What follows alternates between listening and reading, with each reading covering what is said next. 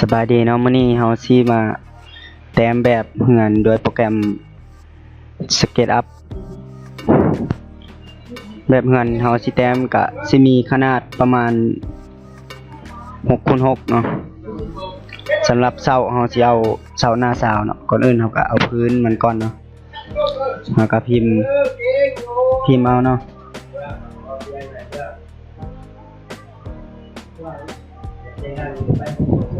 ยังตัวหนึ่งพิมพ์เนาะสังเกตอยู่ซ้ายมือทางร่มเนาะมันสิเป็นเลขที่เราพิมพ์แล้วก็กด Enter หลังจากได้พื้นแล้วเนาะเราก็ยกพื้นขึ้นประมาณ50เซนเนาะแล้วก็กรุบ แต่มันยิงกูได้เสียง ได้พื้นแล้วเราก็สิมาเอาเสาเราสิเอาเสาหน้าเสาก็คลิกพิมพ์เอาเนาะ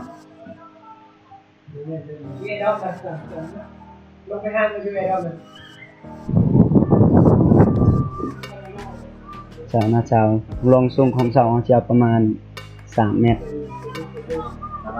3 เมตรเนาะแล้วก็ได้เสาแล้วเราก็มากรุบสำหรับการกรุบมันให้ดับเบิลคลิกรัวๆมันจะกรุบที่เราสิมา copy เสาบ่จำเป็นต้องได้ไปแต้มมาเสาเนาะ copy กด Ctrl ค้างแล้วก็ลากแล้วกดหาร2 Enter เราได้เสาข้างนึงแล้วเราก็ย้ายมาใส่ข้างนี้เลยเนาะโดยการคลิกใส่เสากด Ctrl ค้างคลิกแต่ละเสาให้มันเป็นสีฟ้าแบบนี้แล้วก็ย้ายแล้วก็หาร2 Enter นี่เนาะหลังจากได้เสาเราสิมาเอาฝาเฮือนเนาะก็มาเริ่มจากฝานี้ก่อนความหนาของฝาจะประมาณ10 เซน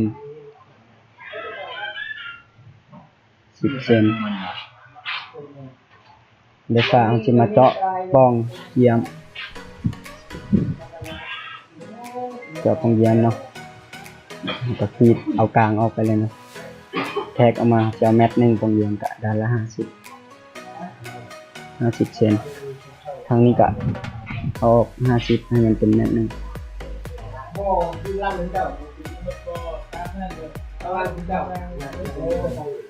หลังจากนั้นรวงสูงเอาประมาณ80เนาะแล้วก็รวงสูงของวงประตูก็ประมาณ1.20 เมตรแล้วก็ลบเส้นนี้ออกแล้วเราก็มาเอาอาร์ซิเลียมลากตามบล็อกนี้แล้วก็ดันฝ้าออกไป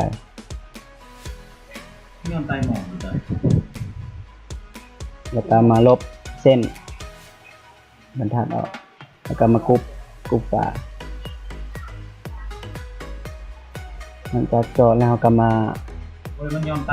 สร้างวงประตูจะใช้อาร์ซิเลียมมาลากแล้วก็มาใช้ออฟเซ็ตเราจะเอาเท่าใดเนาะแล้วก็ delete เอา select เอาตัวทางไหนแล้วกันกด delete ตรงนั้นก็ดันเข้าไปให้มันซ้ำกับว่า10 เซนต้นไม้ข้างหน้านี่เหรอ กระกุบ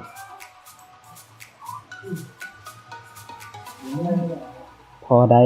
วงประตูแล้วก็จะมาใส่บานประตูเลยก็ใช้ select of select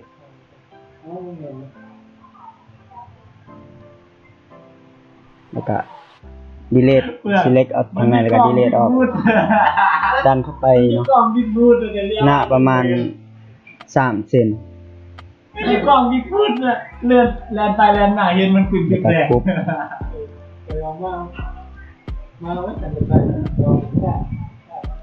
แ นี่มันก็ใส่แก้วแล้วก็กรุบแก้วอีกนะแล้วก็มาเลือกสีเราจะใส่เป็นน้ำเนาะเทใส่แล้วก็ ไม่อยู่ของเบิ่งไผ เราก็มากรุบใส่กัน ไม่ได้ตามบ่ ทั้งแก้วทั้ง แอล ตรงประตูนี่เนาะ กันดีกันต้อนดีต้อน เอาที่มาหยับแก้วเข้าไปกลางเนาะ ไป หยับเข้ามากลางโอเคมันก็จะมากรุบใส่กัน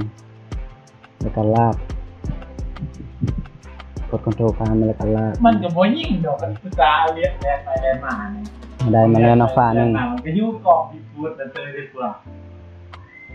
แล้วต่อไปฟ้านั้นเราจะมาเฮ็ดฟ้านี้ ไปเลย โดยการใส่อาร์ซิเลียมลากมา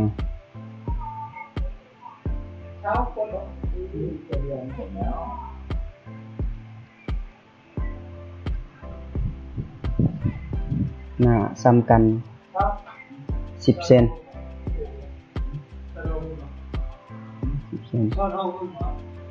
เจาะปองเอี่ยมคือเก้า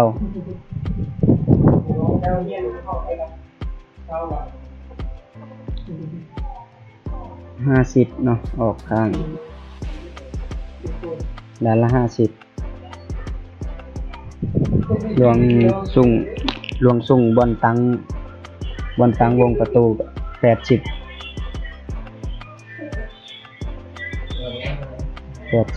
อันนี้ก็แมทซาวลงสุ่ง บ่เบิ่งบ่ว่าไปจื้อเสียง ลบแล้วก็มาลบเส้นนี้แล้วก็เอาอาร์ซิเลียมมาลากใส่บล็อกแล้วก็ดันใส่พีพุทพูดันแล้วก็มาลบเส้นบรรทัดออกแล้วก็มากรุบ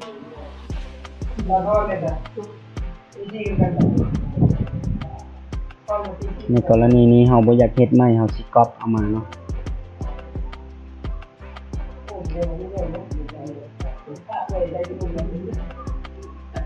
เนาะสิก๊อป ไปใส่ ดึงมาหมุนเนาะในการหมุนเอาสิมาใส่มุฟนี่เนาะมาจี้ใส่ไม้บวกแดงๆแล้วก็หมุน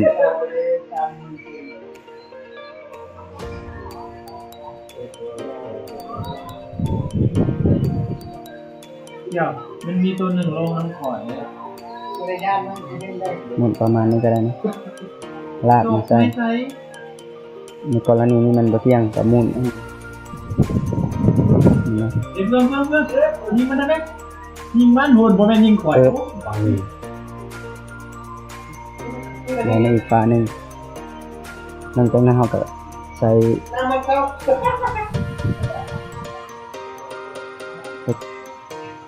ในการก๊อปปี้มาเลยนะดึงมาใส่ ทำได้ปืนน้ำมันได้คนยิงไหมคนนะเอายิงก่อนแล้วไหม ใส่เราก็ก๊อปปี้ดึงมาใส่ มันอยากเล่นเกี่ยวกับได้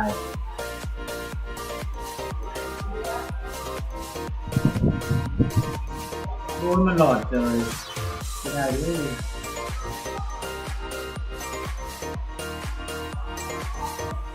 มันสิยับออกมานอกนะ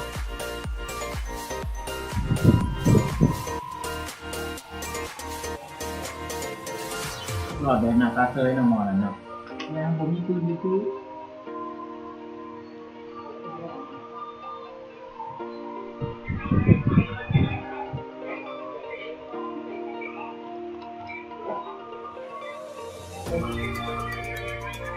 หลังจากนั้นเราก็ก๊อปดึงมาเลยนะ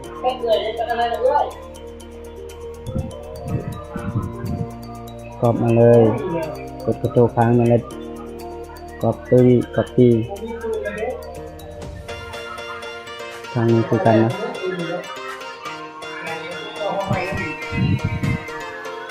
กดคอนโทรลค้างมันแล้วก็ดึงมา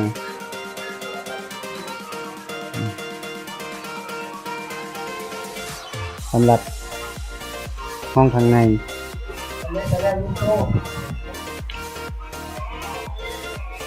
เราจะเอาประตูเป็นทางนี้เนาะทางในเราก็มาใส่ห้องเลยหน้าก็ประมาณ10 ซ้ำกันเนาะ10 เซน ไปตอน กรุบเลยนะทางนี้ อยู่ที่ไหน ทางนี้ก็คือกันนะหน้า10 เซน ไปช่วยเจ้า นะครับที่มาเจาะประตูเข้าห้อง ใจ เนาะ ก็แม่ไปซอยจ้าจะออกไปรถไปจะบนรถค่ะ แล้วก็มาแทกมาจะเอาประตูแมตนึงก็แทกมาประมาณข้างละไปรถไปเขา 50 เซน แล้ววันที่ให้เขาตั้งเลย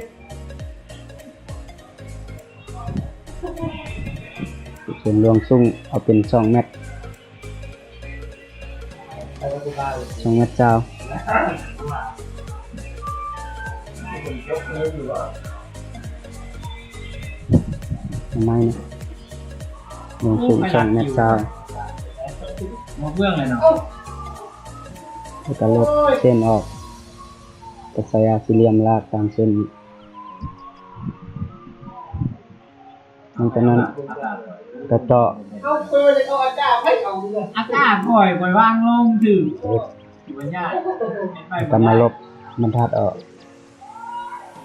แล้วก็กรุบ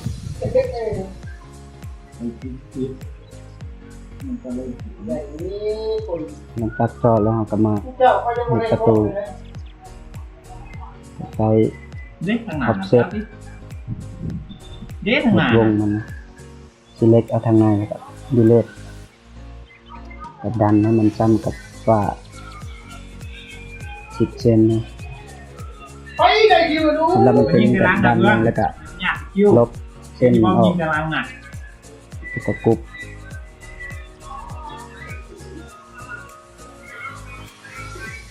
แล้วก็มาใส่บานประตูใส่ออบเจกต์ใส่บานนะลบไปทางในออกดันเข้าประมาณ3 เซน พี่ลูกไปบอกเลยตัวมาไม่ได้ก่อนเลย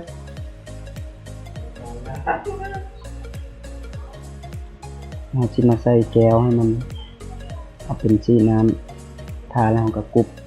เพื่อทางในมันก็จะเป็นสีนี่แหละ มูยิงที่ลมมูยิงกันที่ลมที่ใต้เพิ่นไหนกระเป๋าเลยนี่คนเลย เราจะมาใส่ฝ้าข้างนี้เนาะ มูยิงจนที่ตายแหละ สำหรับฝ้าข้างนี้เราจะประตูตัวนี้ข้างนี้เราจะกลับมาทางนี้มาเลย มูยิงตายแล้ว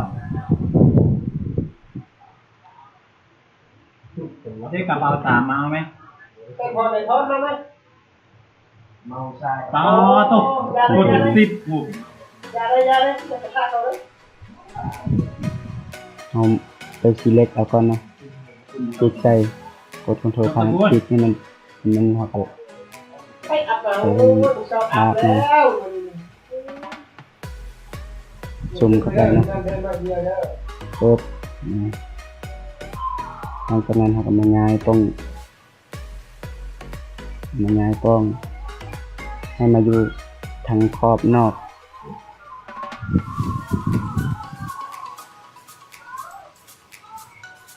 แล้วก็มาให้ประตูง่ายเลย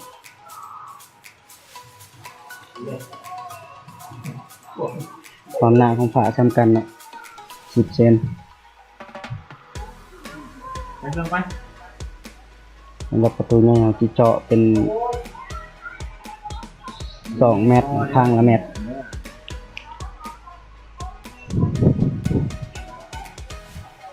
ข้างละเมตรสูงกับ2 เมตรเช้าลบเส้นออก ส่อาร์สี่เหลี่ยมลากลง แล้วก็ที่ตะปูดัน พลังกูไง มาลบเส้นเอามันเป็นกับกรุ๊ป มึงเงินเท่าไรยศโอ้ยกูทราบที่สุด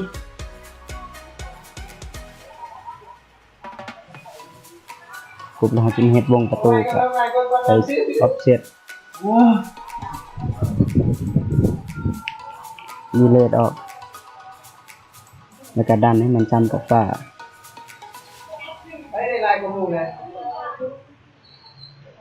ยังสุดมึงอะไรกูเริ่มมาได้คิวเนี่ย แล้วก็กรุ๊ปแล้วก็มาใส่บานประตูบานประตูเนาะใส่ออฟเซ็ต อย่าแต่มูลค่าคิวมันมีที่หา แล้วก็ รู้สิว่าได้แหละ ดันไปประมาณ3 เซนซ้ำกับประตูของเก่าก็ปุ๊บแล้วก็ที่มาใส่แหวนละแล้วก็ปุ๊บแล้วก็เทสีเอาอยากใส่เนี่ยเทสีลงแล้วก็กดคอนโทรลแล้วก็คลิกใส่วงเนี่ยปุ๊บไว้ให้เป็นอันเดียวกันแล้วก็ก๊อปลากมาทางนี้นะแล้วเราก็จะเมคขั้นใดทางขึ้นแล้วก็เซาะขีดลงก่อนอันนี้ก็เอาเซาะขีดลง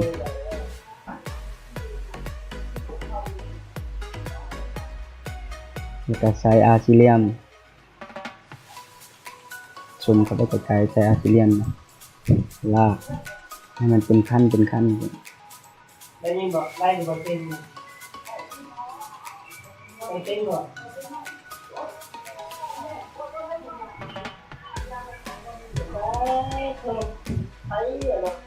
ใส่ทีฟุตฟูนี่ดันออกมา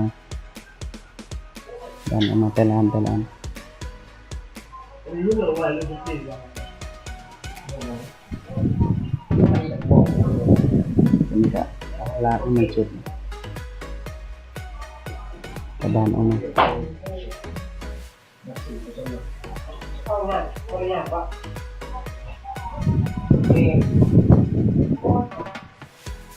นั่นแหละคนเป็นเลยเวลาคนเป็นแล้วอยู่ แล้วก็มาลบทางข้างออก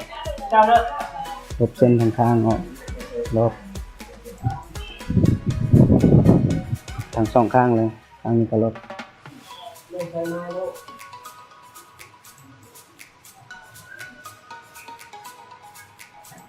ลบแล้วก็มากรุ๊ปแล้วมันพลิกแล้วก็กรุ๊ป ลงใส่ใส่ครับ แล้วเราก็สิไป ดีมากนี่แหละ สร้างหลังคา ลงดีมากนี่แหละ สำหรับหลังคาก็สิมาก๊อปเอาพื้นมันออกมา เก่งเลยนะมีแต่โลดได้หมดเลย กดคอนโทรลนะก๊อปเอาพื้นมันออกมาปึ๊บแล้วก็มายกเลิกกรุ๊ป เราไม่ต้องใช้ คลิกขวานะ ก็มี ยกเลิกกรุ๊ปแล้วก็มาใส่เครื่องมือตัวนี้นะบรรทัดมาตีใส่ให้มันเป็นสีเขียวแล่นตามเส้นนี่นะคลิกบันหนึ่งลากคลิกยกพิมพ์40แต่มันก็จะเป็นมุม40องศาแล้วก็ใส่เจาะขีดไปกลางแล่นตามเส้นฟ้าก็ลากลงมาแจแล้วก็คลิกต่อมาอีกประมาณเมตร50ก็ได้นะก็ลากลงมาให้มันเป็นสามเหลี่ยมแล้วก็คลิก select ใส่นี่แล้วก็มาใส่เครื่องมือ follow me คลิกใส่ก็มาคลิก select ใส่พื้นนี่แล้วมาใส่เครื่องมือ follow me คลิกใส่พื้นหลังจากนั้นก็กรุ๊ปนี่ครับก็มาย่อหลังคา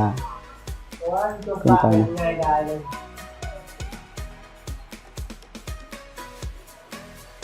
ใส่เป็นเงินเงินลายมาเพื่อน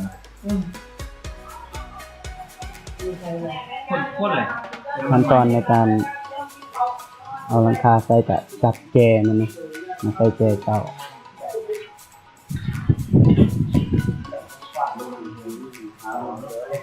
นี่น้อยไหน จับแจใส่แจเศร้าเนาะ ใจ